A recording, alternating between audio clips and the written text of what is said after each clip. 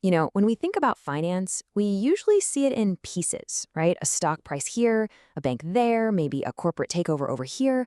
But what if we looked at it differently? What if we saw it as a single, giant, interconnected building? That's what we're going to do today. We're going to explore the architecture of modern finance, building it up from its surprisingly elegant foundations all the way to its complex, and let's be honest, often fragile reality. This quote just nails it, doesn't it? It gets right to the heart of why finance even matters. It's not just a game of numbers on a screen, it's a fundamental social function. It's really about how we, as a society, decide who holds the risk when we're facing a future that is, by definition, uncertain. That one single question, it's the bedrock of this entire structure we're about to walk through. All right, so here's our blueprint for today. We're going to start with this big idea of finance as architecture. Then we'll go floor by floor, looking at how the field first tried to put a price on risk, then how it wrestled with the problem of control inside companies, and the absolutely vital role of the system's plumbing, the intermediaries. Then we'll see how all those pieces can combine to create fragility, and finally we'll land on the big question that finance is still trying to answer today. Okay, let's dive into section 1, finance's architecture.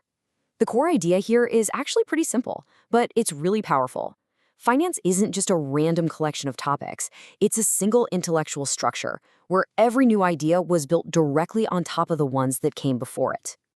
This slide really captures the entire story in a nutshell. The whole field started with these beautiful, almost poetic theories about how markets find a perfect balance, equilibrium. But as soon as those elegant ideas met the messy, unpredictable real world, the picture got a lot more complicated.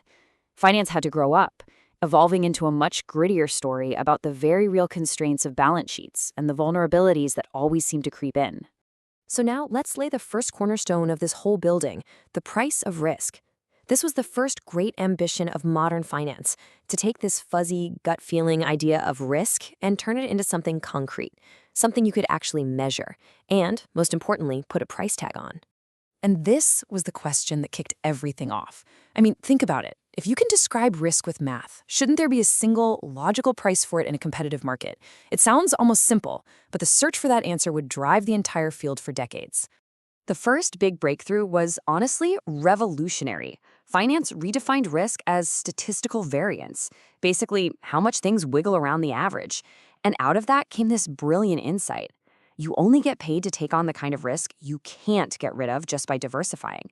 That's systematic risk, the risk that the whole market tanks. The theory said any risk that's specific to just one company, well, you can diversify that away, so the market isn't going to pay you extra to hold it. But then, the first big problem. When researchers actually took these theories out for a spin with real-world data, the numbers just didn't add up. The extra return that investors were getting for taking on market risk, what they call the risk premium, was way higher than the models said it should be. And stock prices, they were swinging around like crazy, far more than the theory could explain. The beautiful architecture had its first major crack. And those cracks in the theory, they led thinkers to a totally new part of the building, the problem of control. The focus suddenly shifted away from abstract markets and toward the messy reality inside the modern company, where human decisions, incentives, and conflicts are what really drive the action. And this right here is the fundamental problem of corporate finance. In pretty much every big company, the shareholders are the owners, but it's the managers who are in the driver's seat day to day. And guess what? Their interests aren't always the same.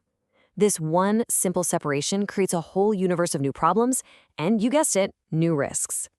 At first, there was another one of those elegant theories, this one called the Modigliani-Miller theorem. It basically suggested that in a perfect world, it didn't really matter how a company funded itself. Debt, equity, whatever. The total value of the company would stay the same. It was all just different ways of slicing up the same pie. But, once again, reality turned out to be a whole lot more complicated. It turns out that the mix of debt and equity is profoundly important. Debt isn't just a loan, it's a tool of discipline. It forces managers to generate cash to make those payments. It completely changes their incentives, and it sends powerful signals to the market about what's going on inside the firm.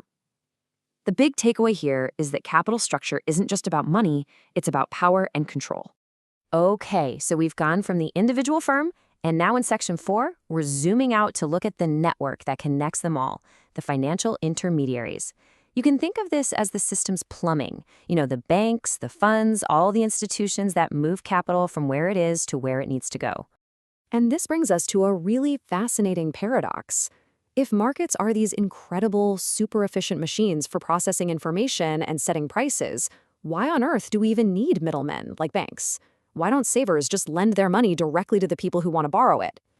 Well, the answer is that these intermediaries do all the crucial dirty work that markets just can't do on their own. They solve huge information problems. It's their job to check out and keep an eye on borrowers, something that's way too expensive for you or me to do. They provide liquidity, making sure you can get your cash when you need it.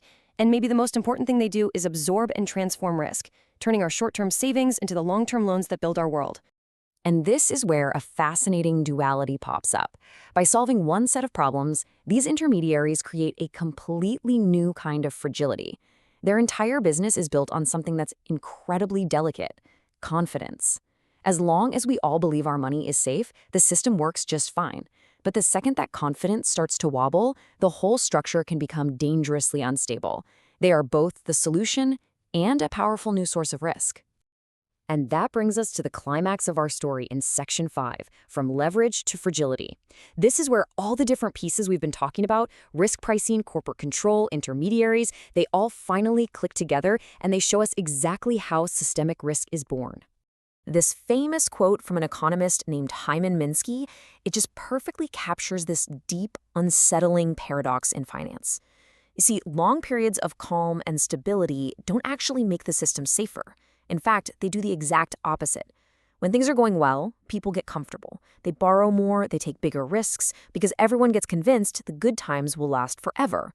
Stability itself quietly plants the seeds of the next crisis. So this slide basically lays out the entire blueprint of fragility. It's like a chain reaction. It all starts with how we price risk. That determines how much exposure everyone has. Then you have the conflicts of interest inside firms that distort those decisions. After that, the intermediaries link all these different players together into this tightly wound network. And finally, you have leverage, or debt, which acts as the ultimate amplifier, turning a tiny shock in one small corner of the system into a massive crisis that threatens everything. So that brings us to our final section, a new question. Because after tracing the evolution of this entire field of thought, you realize we've ended up in a profoundly different place than where we started. I mean, the intellectual journey has been nothing short of dramatic. What began as this search for elegant, universal laws of market balance has morphed into a much more sobering field of study. Today, you could argue modern finance is fundamentally a theory of collective vulnerability. It's about understanding how a system built on leverage and deep interconnection can become so incredibly fragile. And so, our journey through this architecture leaves us with one final, profound, and still unanswered question. Sharing risk is the absolute lifeblood of a modern economy. We can't function without it. But how do we build systems that let us do that without creating the very systemic vulnerability that can bring the whole thing crashing down? There are no easy answers. But understanding the full architecture of finance, from its elegant theories to its fragile realities, is the absolutely essential first step.